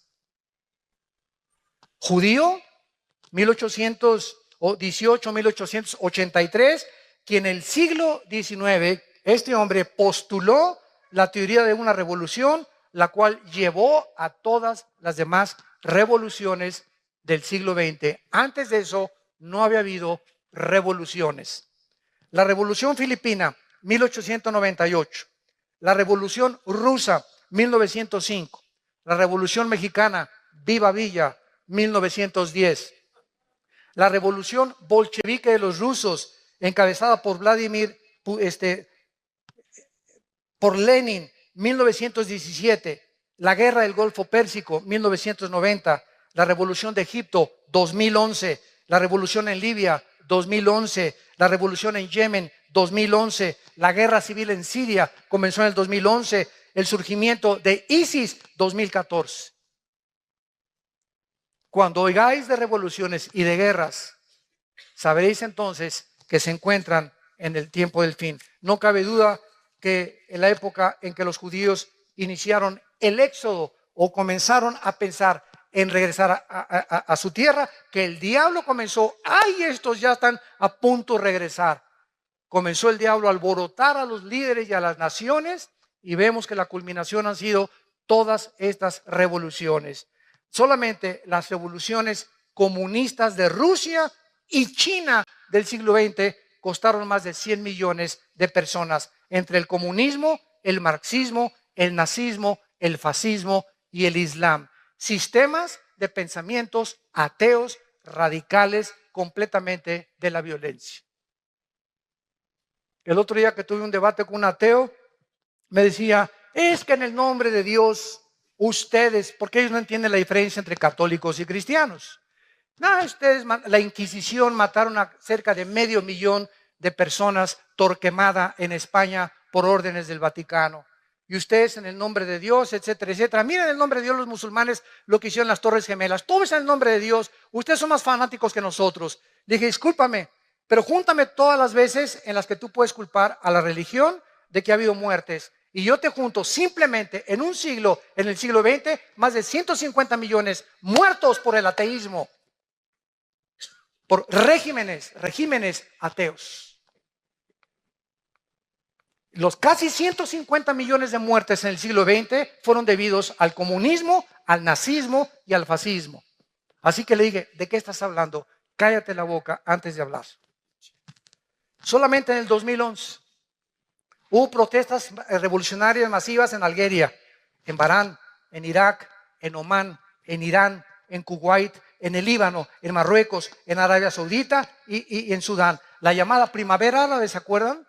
Que no todas las revistas y todas las clases sociales en el mundo atrajo la atención mundial de que nos encontrábamos en los últimos días. En conclusión, escuchen, del año 1882 a 1992 ha habido más de 70 revoluciones, levantamientos, insurrecciones juntos, y de 1882 al 2012 encontramos más de 434 revoluciones y golpes de Estado. Ahora tenemos en segundo lugar las hambres. Regresamos a Mateo, y ya que hemos visto y estamos comenzando a entender con más profundidad por qué Jesús dijo que aunque siempre ha habido guerras, en los últimos tiempos se conjugarían todas estas señales, vemos en segundo lugar las hambres. Versículo 7, y habrá guerras, pestes y hambres. Veamos primero la diferencia, qué importante es esto, entre las hambres agudas y las hambres crónicas. Apúntalo, son dos cosas diferentes para que podamos argumentar y podamos sostener un debate con las personas. Porque es muy importante, siempre que argumentas o estás debatiendo a alguien, es muy importante definir los términos. ¿Qué quiere usted decir con esa palabra, señor? ¿Qué quiere usted decir con esa definición? Es como en la abogacía. En un contrato, por ejemplo, una coma hace que el contrato que tú tienes de renta o el contrato que tú tienes para cualquier otra índole dentro de la abogacía o dentro del derecho cambie completamente el significado de esa oración. Rápidamente un ejemplo. Dice la Biblia que cuando el ladrón junto a la cruz moría, Cristo le dijo: en este día estarás conmigo en el paraíso. Y una secta que se llama Los Testigos de Jehová le cambiaron eso y le pusieron una coma. Y le pusieron: de cierto te digo, en este día que estarás en el paraíso. ¿Se dan cuenta? Una coma, cómo cambia el significado de una oración. Por eso es tan importante cuando estamos debatiendo y en la apologética definir los términos y saber de qué se trata. ¿Qué me quieres decir con eso? ¿O qué término estás usando? Pero el hambre aguda es el resultado de las guerras. Todas las guerras producen hambres o diversas catástrofes, por lo que en estas circunstancias la mayoría de la gente se queda sin comer.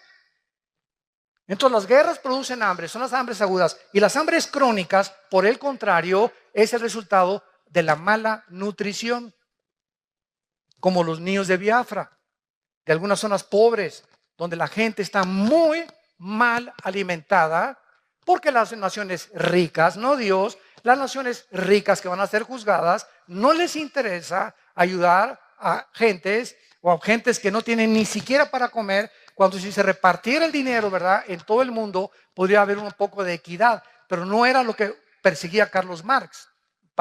Carlos Marx perseguía la lucha de clases, que si la clase del proletariado derribaba a la clase, la burguesía, entonces el proletariado tomaba el poder. Pero fue lo que pasó en Cuba, fue lo que pasó en los países comunistas. Cuando el proletariado toma el poder, repite el mismo error y siguen ellos con otra dictadura disfrazada de otra manera.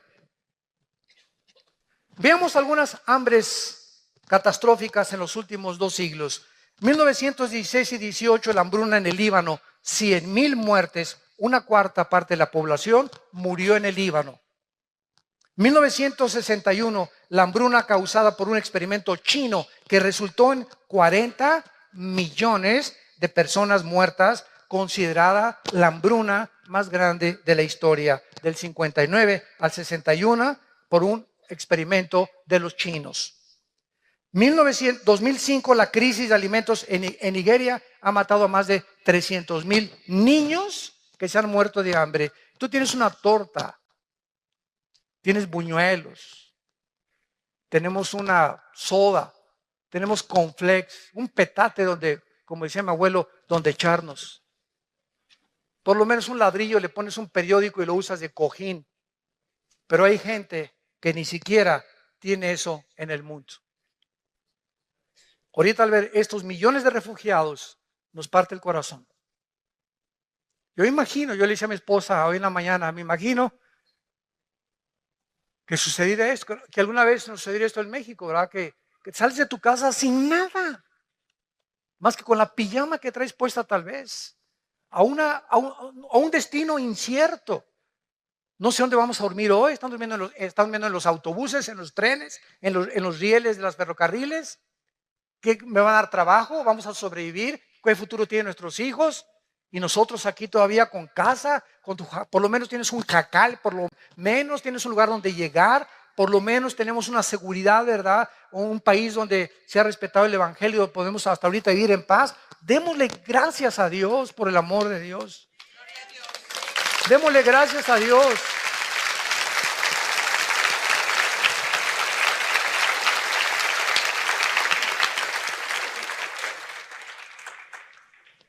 Y a todas estas podemos agregar las hambrunas de Rusia en 1891, 1921, 1932 y 33, con más de 20 millones de personas que mató el hambre. No tenían que comer, ni un taco, ni una tortilla, ni un pan, ni un bolillo. Y cuando vemos todas estas cosas, es cuando podemos decirle, Señor, ven pronto.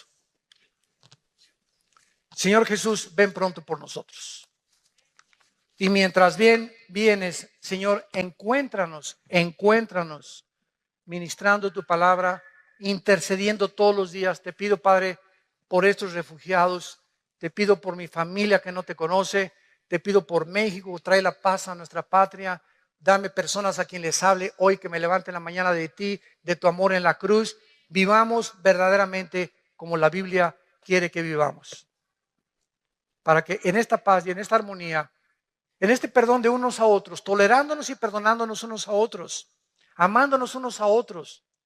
Es increíble la guerra que hay ahorita entre iglesias y entre cristianos, atacando a cantantes, atacando a predicadores por todos lados. Ya ni te metes al YouTube, ¿verdad? Porque es una guerra impresionante. Ya no sabes quién dice la verdad y si es verdad lo que se dice de esa persona. La Biblia dijo, Mateo 24:12, por haberse multiplicado la maldad, el amor de muchos, no del mundo, el amor de muchos cristianos se enfriará.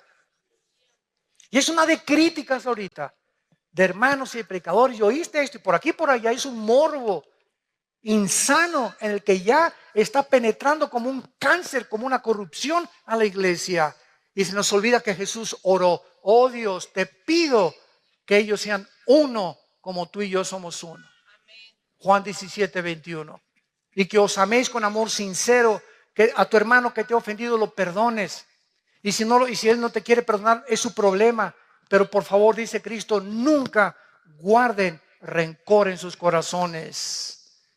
Saquen toda amargura, toda malicia, toda inmundicia de tu vida.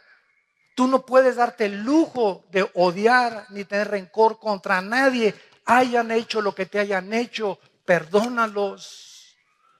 Perdona, porque si tú no perdonas, la gracia de Dios se interrumpe en tu vida.